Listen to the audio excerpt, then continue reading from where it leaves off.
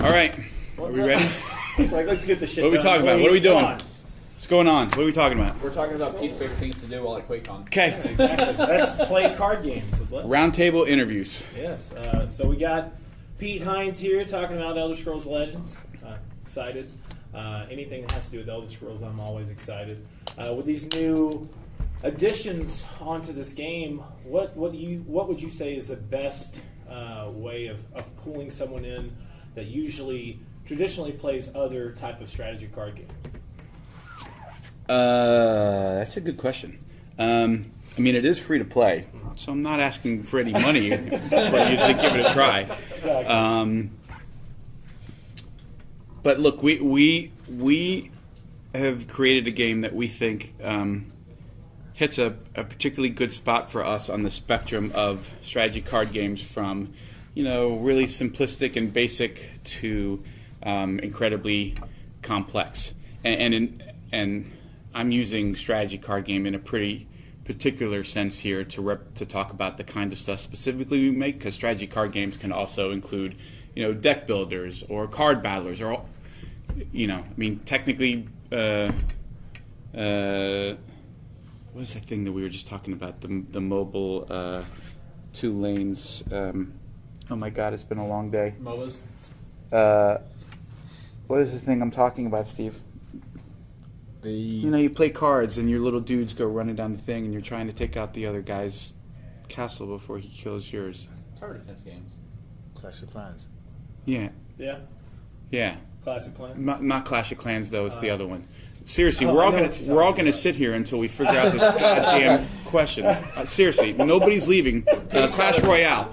Crash Royale. Like Jesus Christ. Even that is card and strategy. Like, well, what am I going to play and where am I going to send? So, I'm speaking specifically to that. Man, that was a really long-winded sidebar. But we want to be in a spot that is accessible. So if you have played strategy card games before, you get up to speed pretty quick on what distinguishes us. But if you haven't, we sort of spoon-feed you the basics and get you up to speed on, like, well, this is how our game works. But, the big differentiators for us, I mean, there's a bunch, but the big ones are, number one, our battlefield is divided into 2 lanes, which it's not a very difficult concept to grasp, but it is incredibly important and offers a lot of strategic depth in terms of how you're deploying your resources, where it makes sense to. Even at the Master Series here, the highest level of play, there was a lot of back and forth about, different points in the game where it makes more sense, early on. I can deploy all my resources into one lane and try and dominate the field lane because I don't have to play around sort of big lane-affecting, lane sweeping things. But then as the match goes on, I know what's in his list, and I have to worry about, something, an immolating blast that's going to take out a bunch of stuff if I group my creatures in a lane, and I have to start spreading them out, which has both advantages and disadvantages. Number 2, the rune mechanic and prophecies as a catch back up, that as you're damaging your opponent every 5 health, they're going to be drawing a card, or you're going to be drawing a card, that you just tend not to see as many runaway games because cards are your most important resource. And if, as you're gaining life, you're getting more cards, you're getting more options that can get you back into the game, especially if it's a prophecy where you get to interrupt their turn. There was a crucial match that was a win and in to get to the top 8 on Friday, and a guy's got lethal on the board, swings with the creature, breaks the last rune, and the guy pops a prophecy and drops a Fighters Guild recruit down. And you could see the guy who was attacking just put his hands to his face like, this was done. Like, I was ready to get up and go, and all of a sudden, the guy interrupts my turn, drops down a lethal guard. I can't attack through it. I can't deal lethal damage. And he gets the guy down to 2 or 1, and he's at 30, and you're just thinking, like, this is over. And in any other card game, that game is just over. But in ours, because of that, interrupts his turn, doesn't allow his other guy to get through. He had no response to get it out of the way. Wow. And the guy came all the way back and won. He had all these extra cards that he had drawn, which he could now start to play and get rid of his other threats, managed to get down a couple of drain creatures, get back some life, and that was it. And it was just, like, you just don't see that kind of thing in other games where it's just like, look, somebody starts to run away with it and nothing stops them and they just freight train over. Yeah. That our game does allow for a little bit more get back into it. You're never dead till you're dead. Yeah. There's a bunch of other stuff, but those I think are some of the big ones. We I think have got a lot of diversity in terms of viable decks. We have 15 different color pairs, 2 color and 3 color pairs that you can play. 14 of them had at least one deck that was presented in the Master Series. Only Monk didn't have a deck. So there's a lot of viable decks that can do really well, even within a single archetype like Warrior, Strength, Endurance, Red, Purple. There was a bunch of different variations of what kind of version of Red and Purple. Some of them were more aggro. Some were playing around different combo cards or effects. So I think it's a game that offers new players a chance to learn a new kind of game, maybe one that they haven't tried before. But if you've tried other strategy card games, the cool thing is about strategy card games is that they don't have to be either or. I still play a crap load of Magic. My collection is up to 50,000 cards or whatever the hell it is. I still play Magic all the time. I just also play Legends, and they scratch different itches. So I think there's a lot of things that we have going for us, and part of what we're excited about is getting a new client out that'll allow us to bring a lot more features out, to get it out to a lot more platforms. We want our games to be available to play on as many places as possible, and I think the future ahead of us looks really bright. Awesome. Oh, go ahead. Okay, so this isn't Elder Scrolls Legends specific, but can you explain why it was that Bethesda's lawyers sent out the takedown notice to the retailer? Sure. There's a lot of confusion on that. So to be very clear, here's the only issue. Don't take a game that you've purchased and already owned and try and list it as if it's a new product, because it's not a new product. You owned it, and now you're trying to resell it. So if you list it as used or pre-owned, you're fine. But he didn't do that. He tried to represent that it was new. We have no way of knowing whether it's actually new. Number one, it's not new, because new for us is you bought it through a retailer or a distributor, and it is actually an unopened, guaranteed, unused product. You buy a copy, you could open it, play it, put it back in, re-shrink wrap it. It happens all the time. I don't want our customers buying things that are represented on Amazon as being new and suddenly finding out, oh, the inserts weren't in there. There's a giant scratch in the disc that the person, this isn't a new product. Somebody used this. He'd have wiped his forehead with it for all I know. That's not a new game. And that is literally the beginning and end of the problem. Don't list it as new. You've owned it. It's pre-owned. It's used. It's whatever. Don't list it as new. Yeah. It's just like trading cards don't list as new because you got it out of the booster pack. You can't drive a car off the lot, drive 2 blocks down, have a heart attack, die. The dealership can't go, well, this car is still new. It's not. Yeah. It's pre-owned. That's just the rules. Somebody else owned it. You owned it. You want to sell it? Great. Don't care. Sell a used game. Sell them all. I don't care. But don't represent to customers that it's a new product when it's not. Yeah. How did you even become aware of something like that? That seems like a really granular thing to be able to spot on Amazon. Because he spent a lot of time trying to get you guys to write about it and pay attention, as if he was being wronged when he wasn't. Well, no, because he got the takedown notice before press got onto it. But in the sense of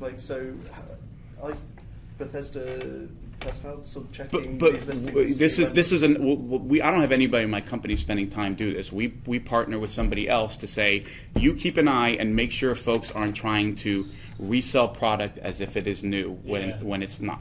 Yeah. And everything went sideways from there. That's it. That's how it is. Yeah. Now on the front, back to kind of gear back towards where we were. So I know you said you played Magic big time. Mm-hmm. Where did you find? I haven't really gotten talked about Elder Scrolls Legends at all. What was the conceived idea when going, hey, we want to move to mobile and make a card game as well? What was the idea behind and inspiration behind that with Magic and other stuff at all? Sure, it came from. So this is I'll tell you specific to Legends, but it's my belief on everything that we do. Right, it's the exact same explanation I'll give you for well, how did you get into making survival horror games with Shinji Mikami when you guys have never been known for that?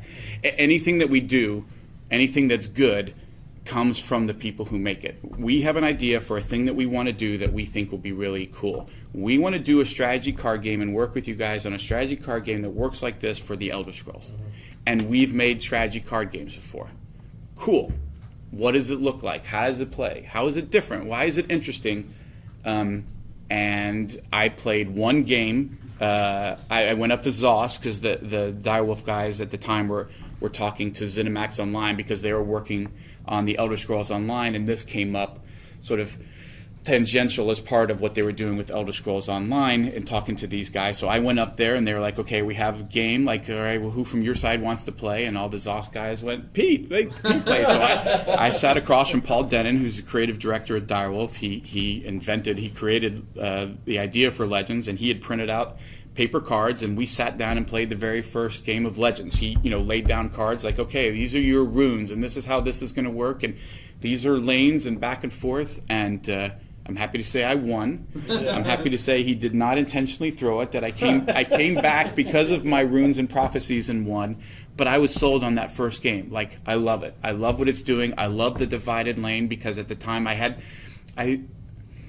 Hearthstone even come out yet or not? I don't remember, but I remember sort of thinking that the whole idea of not just deploying your cards in front of your opponent and then you're sort of helpless to do anything about it and they can just attack in, and once somebody has board control, you're just screwed. You're going to play cards, but like you might as well not have done anything, because they're just going to kill them all and keep advancing their agenda. I love that idea, and mostly I love the rune mechanic, because luckily enough, that was what saved me from losing. He was like kicking my ass and beating me down, and his boss was like, you're supposed to let him win. And I was like, no, like I want to see how this, and I drew some cards, and it allowed me to do some things to get back in, and I ended up, and I was like that specific thing was like, I love that. I love the idea that being behind doesn't mean you're going to lose, that there's ways to get back if you play to your outs and you give yourself a chance, and you're getting extra resources that can get you out of a jam. Like, even if you couldn't play Prophecies, which is a game changer, but even if you couldn't, just having more cards that when it's your turn, you can't play them all because you're constrained by your Magicka, but you may have too many high-cost cards in your hand. Well, if you draw more, you're digging through your deck to find stuff that might be cheap enough to give you an answer to stay in it longer. And yeah, when you're behind, that has to happen more than once to get back into the match, and unless it's some crazy board wiping card. But those things, I was like, man, I get it. I like it. I like where it's going. I like where it's at. And from there, honestly, it was all them to develop it, make it happen, put out these sets that have continued to build and grow the game. But look, there's a reason why we went to Sparky Pants and said, we want you to develop a brand new client for this game from the ground up, not a single line of code from over here, in order to do and be able to do all of these things that, quite honestly, we simply can't do or can't do fast enough with what we have. Thin client that you can download the game without Wi-Fi, in-game tournament support, updating and constantly refreshing the UI, doing Twitch extension integrate. There's a whole changing deck build. There's a whole list of stuff. But we had those guys working in parallel with Direwolf to get us to a point where we can switch out and start to, from that point, work towards these other things that we think are so important, including console versions and everything else that's on our list. And you're a big board game, card game guy. Oh yeah, for sure. So I'm sure whenever this concept was brought to you, you were like, yeah, I'm the right guy. I'm the right guy to bring it to, for sure. But let's not kid ourselves. I'm a pretty senior person in the company, but the notion that every game we make is what I want to do, and I don't know anybody that works at a company. Gabe Newell probably gets to do shit like that, but I sure as hell don't. Developers make what they want, and people who make a lot more than money than me make this, are involved in decisions about what we are or aren't going to do. But no question, I was a big advocate and continue to be, because I think it's a cool game. I appreciate what's different about it, and I think it has real potential. And honestly, I think we have an awesome community. We've attracted some really good influencers and streamers. The level of competition at the Masters Series this week was fantastic. Really good players. It wasn't just a bunch of nonsense.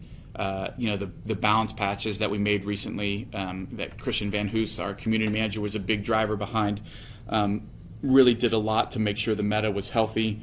You saw very, very little RNG happening in our game, which I think is another differentiator that, I don't know if any of you talk to the pros, but I've done a number of interviews today with guys who said, I also talk to the pros, and that was the first thing they all mentioned, is hearing from the pros as well, which is look, I'm skilled. I can play this at a high level and make really complex decisions. I don't want a roll of the dice deciding whether I just got blown out or win the game. I want to...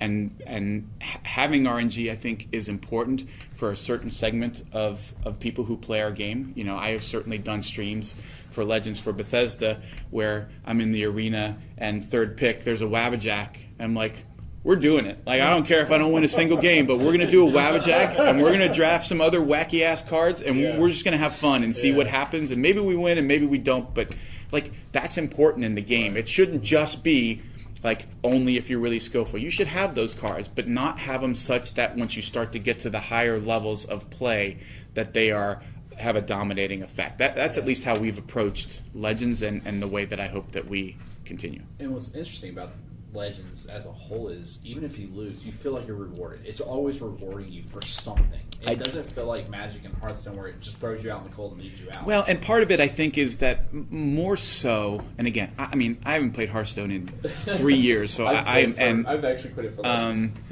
But I feel like I'm far more often in far more games of Legends than I have experienced at other ones where like there just comes a point like turn 4, something happens, or he or she plays something, and I'm like, yeah, I'm losing this game. Like, it's probably going to take 4 turns to happen, but I'm not catching up or getting back in this. Where in Legends, it's like, well, you know, I got this, and this, and, like, they got to attack me at some point, and if I break a prophecy and get a free card, like, I get a big guard down, well, they got 2 small creatures, you know, I can stop both of these attacks, I save myself from 4 damage, I get a free creature on the board, like, shit, I could still be in this. So those kinds of things, I think, make a big difference in not having games feel like you're just always either running over somebody or getting run over.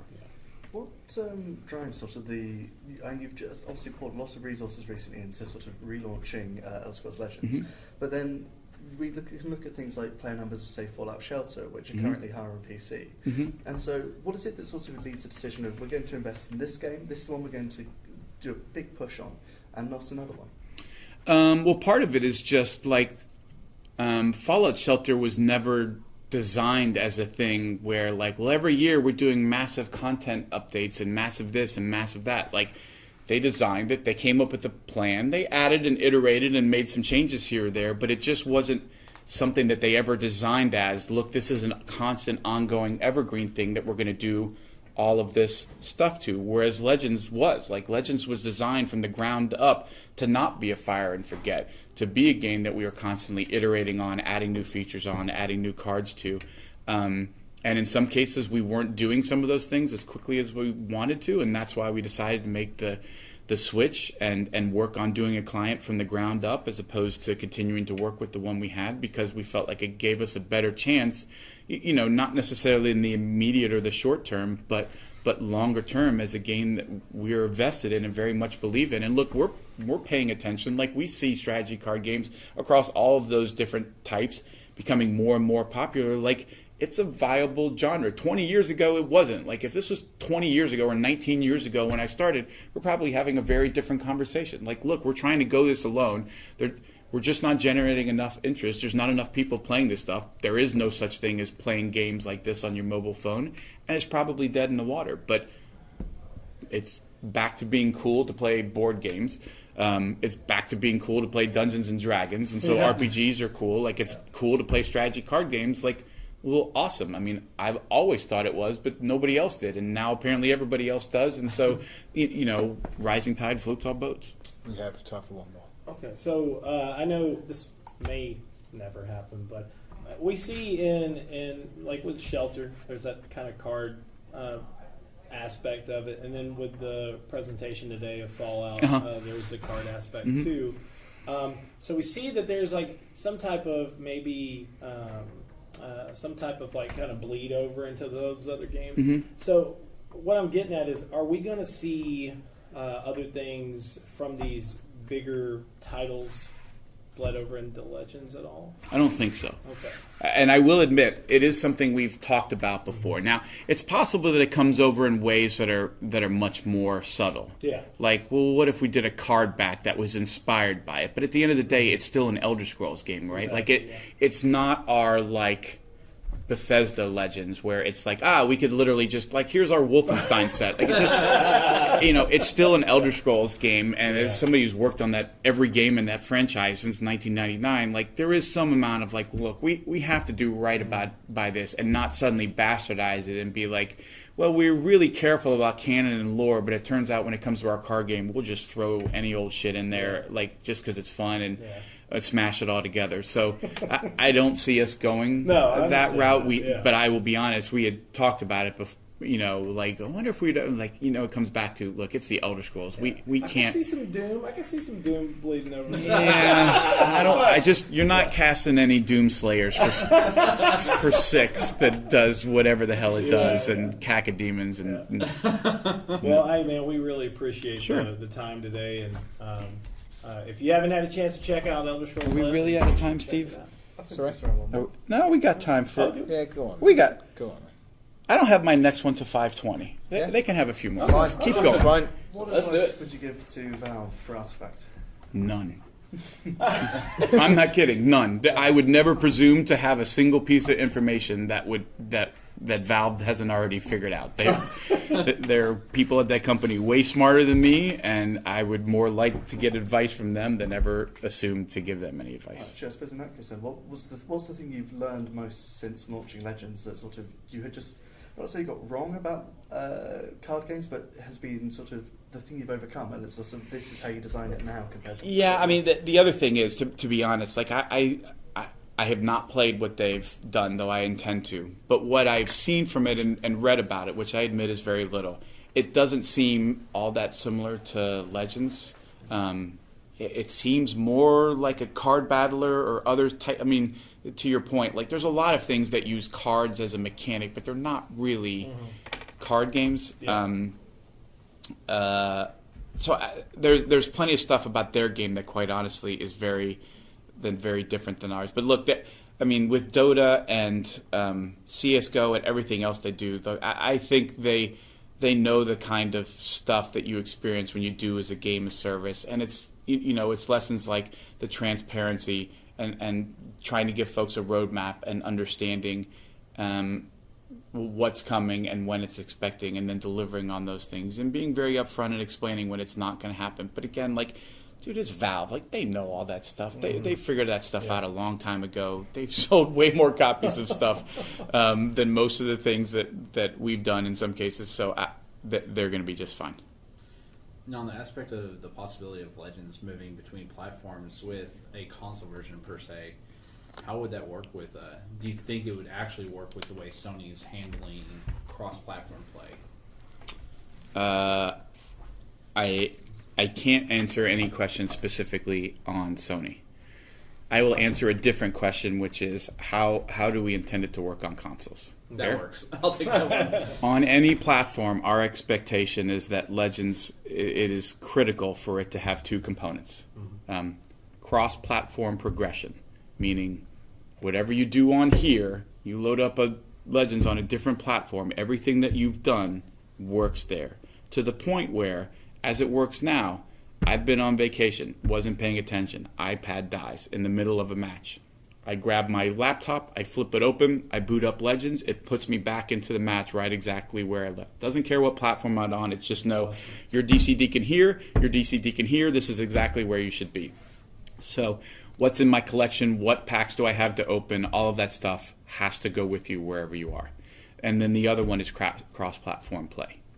The game is designed to not care what you are playing on. It just cares what do you own and what do you want to play now. And you can't be in a solo arena over here and then come over to another platform and find that the game doesn't know that you've already won 3 times with this deck and allow you to get into your next match, or to have a collection that you've built up and not be able to play. Like, we need to be able to message to our consumers to continue to message this is what this game is and does. We believe that very strongly.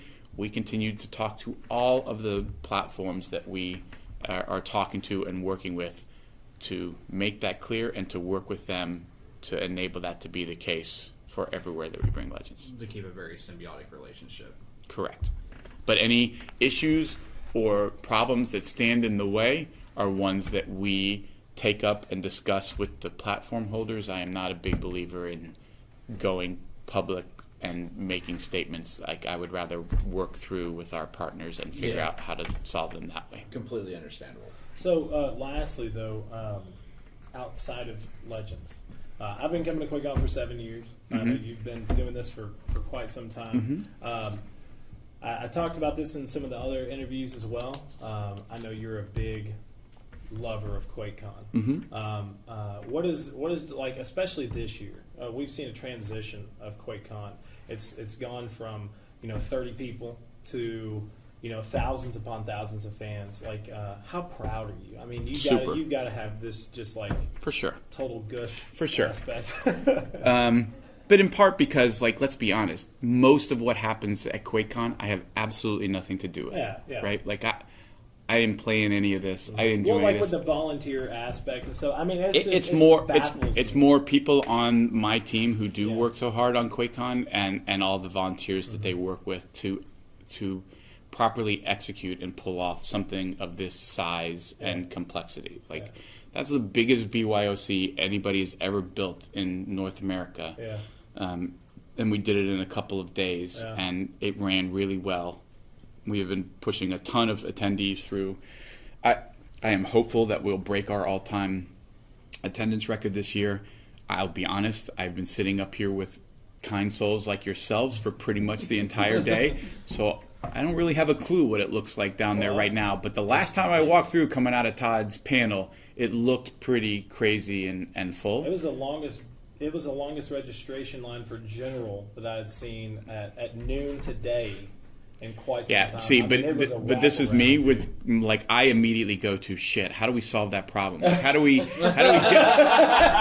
get people through general? I don't want people standing in long lines. Dude, they were even though they were standing in line, the people that I talked to, I went around and just kind of talked to some of them, and they were so excited just to be. Well, here. that's good, but it's still like that. Yeah. That's on my list of like, I don't want, for E3 this year, like, we implemented a digital queuing system for stuff that we thought would have long lines. Like, on one side, it's cool to be able to say, wow, people stood in line for 7 hours to play Wolfenstein the New Colossus and have a milkshake. But on the other side, like, man, you bought a ticket to come to E3 and our thing was literally all you do? Like, that sucks. Like, can't we figure out a way to just say, look, you got a booked time. Come back at 3 o'clock and go do other stuff until then. So now I can't shake thinking, like, how do we get these people through faster? But look, it's great to see it grow. QuakeCon has a very special feel for me in terms of being very familial.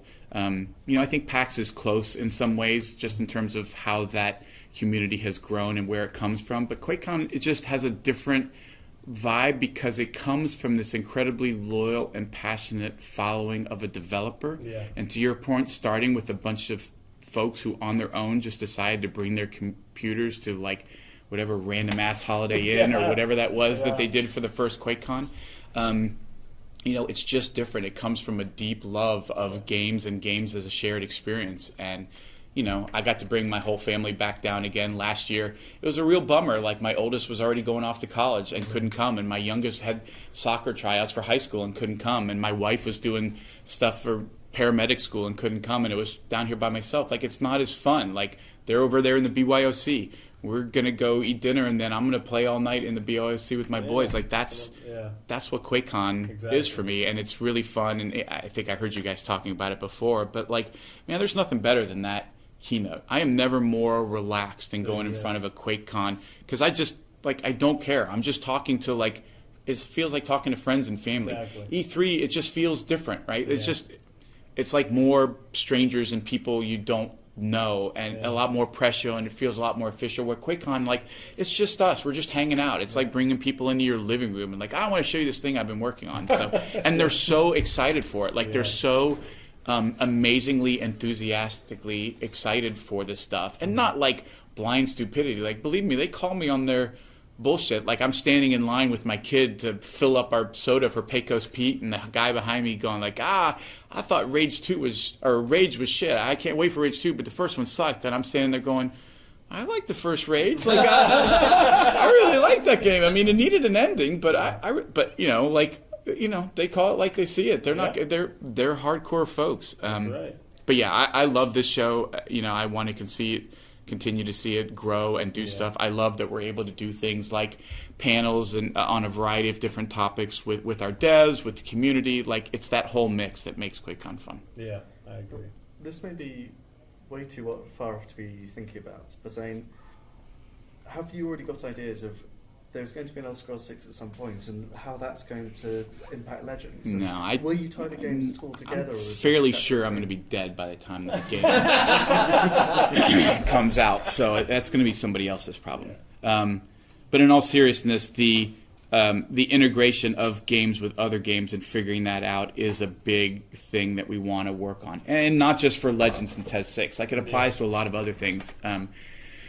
Don't know how long you've been playing Legends, but we did, I don't even remember what it was now. It may have been Fall of the Dark Brotherhood that we did a pre-order thing for, and said if you pre-ordered the story expansion, then you got this mount for ESO that we had discontinued. Was it Fall of the Dark Brotherhood? I'm pretty sure it was.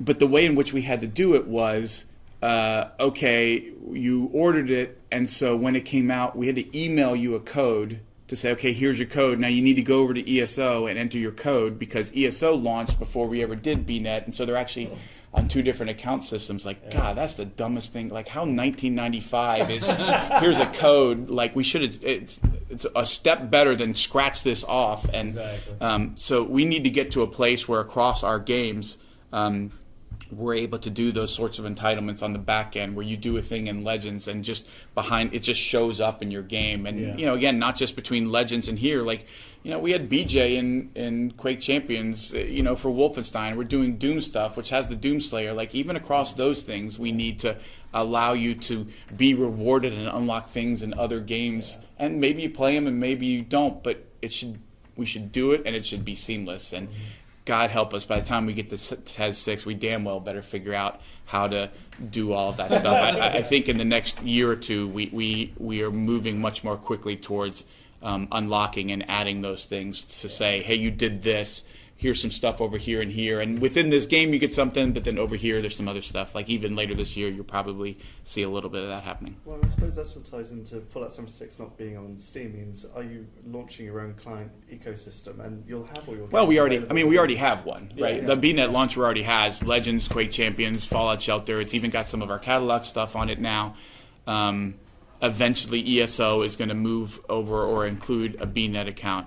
But that was really more towards, look, we've done some online games, we've done games as a service, and with 76, it was just really important for us to have a direct relationship with that customer that didn't involve somebody else. Like, if there's a problem, if there's an issue, it's on us. There's no guessing. There's no, oh, well, somebody else updated something and now our thing doesn't work and we have to wait to fix it. Or like, oh, well, it's not showing up in your account, but you bought that through somebody else, so we have to check with that, right? It's none of that. It's just, it's our game, it's our problem, and we can talk to you directly and not worry about, like, oh, well, I actually don't know who you are outside of the game. Like, I can send you an in-game message, but because you bought it through somebody else, I don't even have your email address or the ability to reach out to you and say, what problem are you having? Or, hey, I noticed you logged in for, like, we do stuff on ESO for PC that we can't do on other platforms because we know who they are, and we're able to provide a better level of customer service for some folks than others, simply based on where they're logging in or coming from. And that, we want to make sure on PC that we are providing the best level possible. And I'm positive we won't get it all right, but I'm also positive that we know that we're the ones who have to fix it and do whatever we have to, and not be influenced by anybody else doing or not doing something that is impacting that relationship. Innovate and overcome. Awesome, man. Okay. Now I could say it. We appreciate you very much. Happy to do as it. Thank you, always. guys. And this is it. Pete Hines, Elder Scrolls Legends. Make Can't sure wait to check see it you out. guys next year. Thank you so much.